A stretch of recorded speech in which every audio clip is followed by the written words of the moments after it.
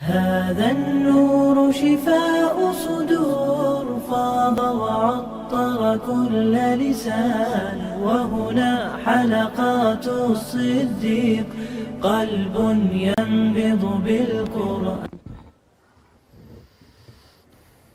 بسم اللہ الرحمن الرحیم.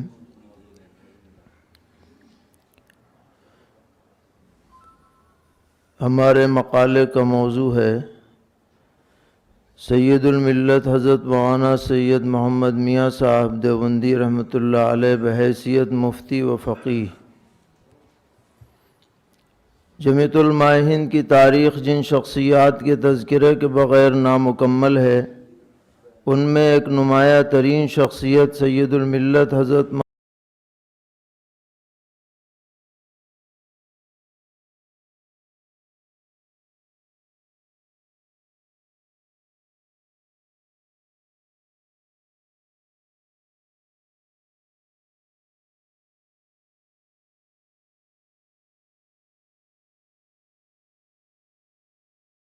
یہ تصور کرنا بھی مشکل ہے. حضرت کی زندگی کے مختلف پہلوؤں پر مختلف حضرات نے مقالات و مضامین تحریر فرمائے ہیں جو آپ کے سامنے پیش کیے جا رہے ہیں اور مکمل انشاءاللہ ان کی اشاعت ہوگی جس سے ایک بڑا معلوماتی سرمایہ ہمارے سامنے آئے گا انشاءاللہ. اس وقت اس مختصر مضمون میں حضرت کے مفتی اور فقیہ ہونے کی حیثیت سے جو خدمات ہیں ان کی طرف اشارہ کرنا مقصود ہے. حضرت موصوف عظیم مورخ، بہترین مصنف، ممتاز مفکر ہونے کے ساتھ ساتھ اعلیٰ درجے کے مفتی اور فقیہ بھی تھے جس کا اندازہ آپ کی فقہی تحریروں اور مبسوط فتاوی سے بآسانی کیا جا سکتا ہے. آپ نے دینی تعلیم کے رسالوں میں بہت آسان انداز میں ضروری دینی مسائل جمع فرمائے جو امت کے نونہالوں کے لیے انتہائی نفع بخش ہیں. اسی طرح آپ نے فقہ حنفی کی مقبول کتاب نور الاضاء کا آسان اردو ترجمہ اور تشریح نور الاصباح کے نام سے شائع فرمائی جو طلباء اور اساتذہ کے لیے بہت کارآمد ہے. جامعہ قاسمیہ مدرسہ شاہی مرادآباد میں آپ کا دور قیام سن 1347 سے 1366 تک یعنی تقریباً 20 سال یہ آپ کی زندگی کا تابناک دور ہے.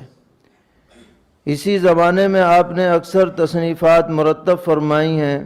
اور تدریسی خدمت کے ساتھ ساتھ صوبائی جمعیت کے ماتحت ملی خدمات بھی انجام دی ہیں.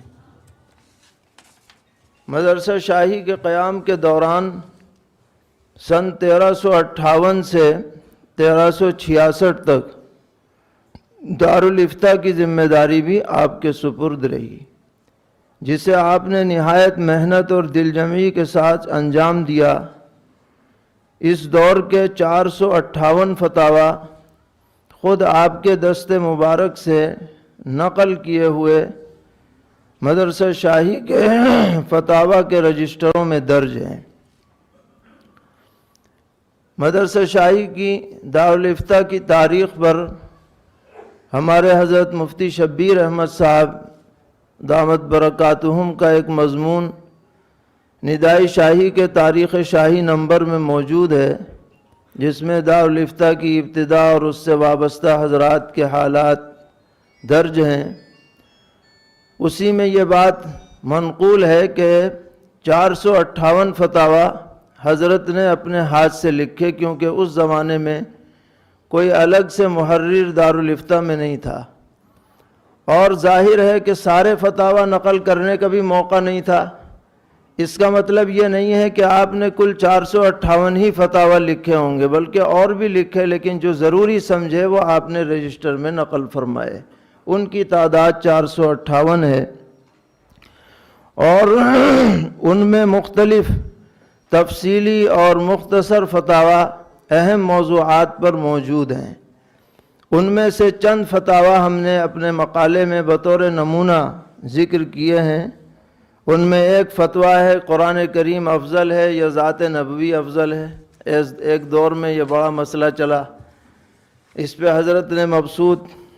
جواب لکھا ہے، اور آخر میں یہ لکھا کہ وجوہات افضلیت دونوں کے بارے میں وارد ہیں۔ ایک اعتبار سے ذات نبوی کو افضل کہا جا سکتا ہے، دوسرے اعتبار سے قرآن پاک افضل ہے۔ پھر آپ نے مشورہ دیا ہے کہ اس مسئلے میں سکوت اور توقف ہی بہتر اور اسلم بلکہ ضروری ہے، اور وہ احادیث جو سائل نے پیش فرمائی ہیں اگرچہ ان سے استدلال کیا جا سکتا ہے، مگر ایسے جزوی امور سے فضل کلی ثابت نہیں ہوتا۔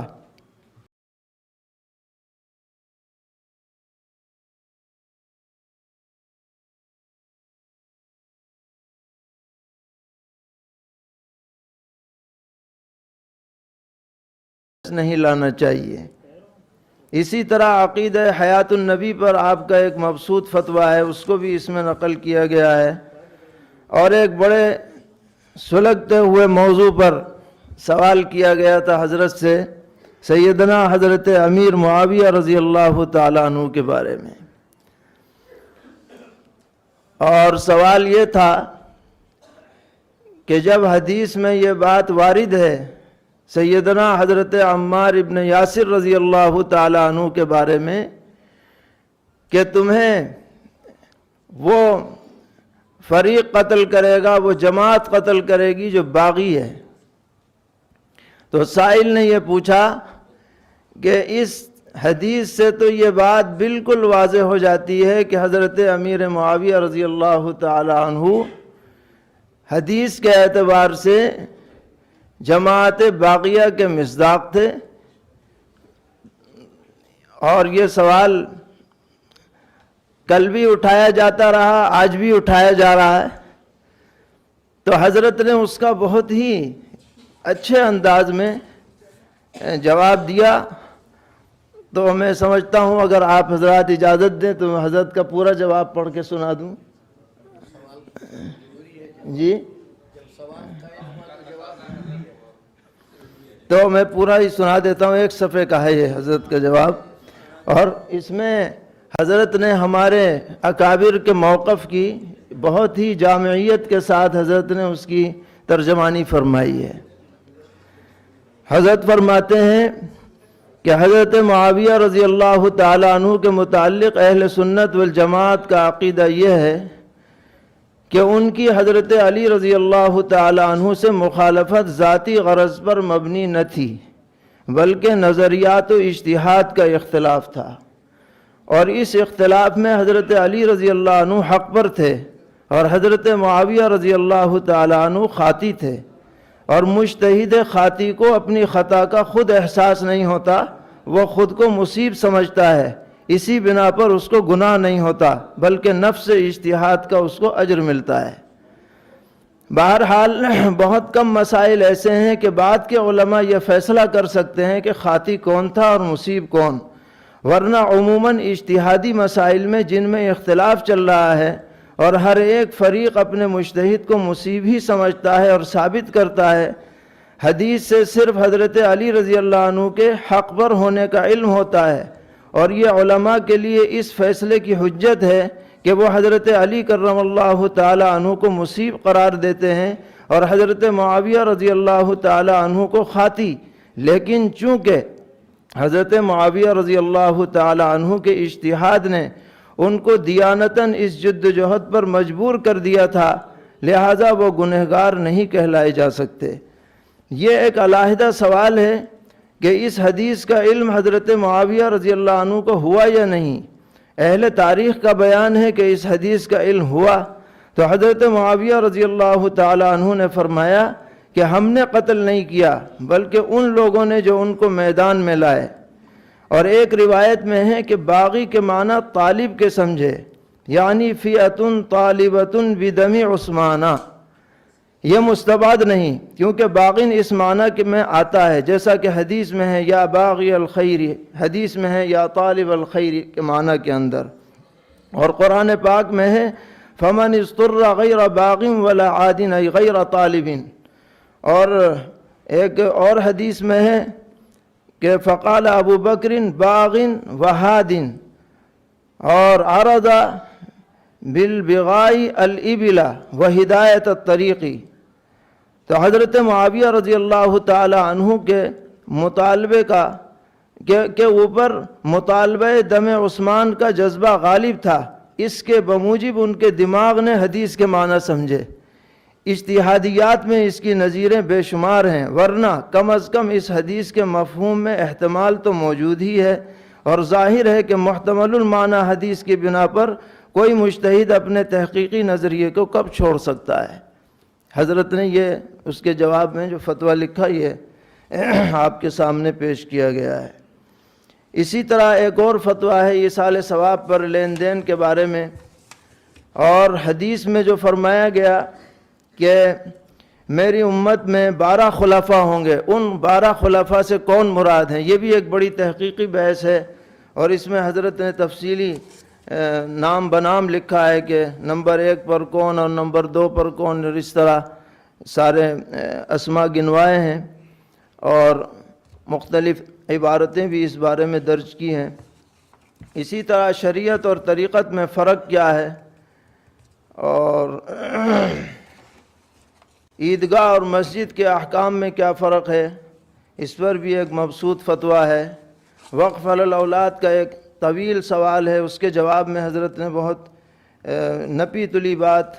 فقہ کی روشنی میں ارشاد فرمائی. اور اس کے بعد آپ جب مدرسہ شاہی سے تشریف لے آئے دہلی، حضرت مجاہد ملت رحمۃ اللہ علیہ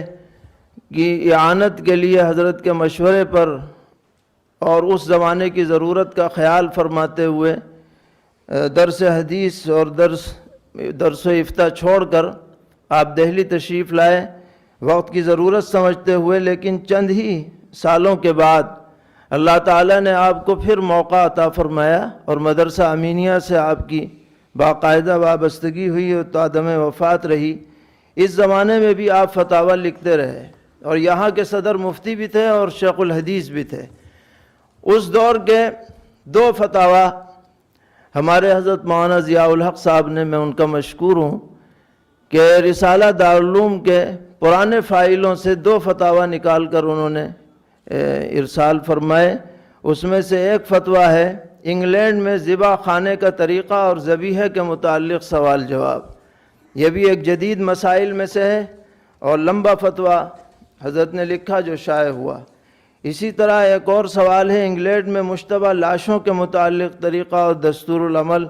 کہ ایسی لاشیں کہ جن کے بارے میں یہ شبہ ہوتا ہے گورنمنٹ کو کہ حادثاتی موت میں ان کی وفات ہوئی ہے، تو ان کو مہینوں تک فریزر میں رکھا جاتا ہے، جس سے لاش خراب بھی ہو جاتی ہے، غسل کے قابل نہیں رہتی وغیرہ. اس بارے میں حضرت نے جواب دیا ہے. اور بعد میں آپ نے جمعیت علماء ہند کے تحت ادارۃ المباحث الفقہیہ جو قائم فرمایا، یہ آپ کا عظیم الشان کارنامہ. اور اس زمانے میں یہ طریقہ نہیں تھا جو آج ہمارے اجتماعات کا طریقہ ہے، بلکہ حضرت کا طریقہ یہ تھا کہ کسی بھی اہم موضوع پر آپ تحریر مرتب فرماتے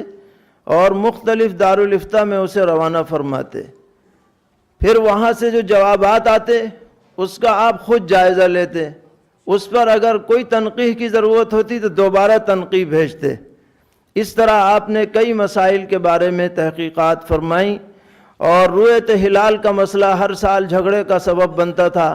اس پر آپ نے تمام تر تحقیقات کے بعد باقاعدہ ایک اجتماع بلایا، اور اس میں رؤیت ہلال کے قواعد و ضوابط طے فرمائے.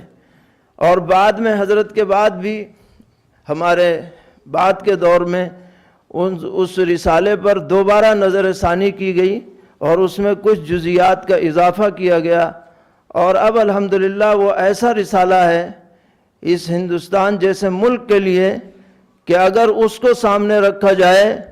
تو ہر جگہ رؤیت ہلال کے بارے میں بہترین رہنمائی لوگ حاصل کر سکتے ہیں اور کر رہے ہیں.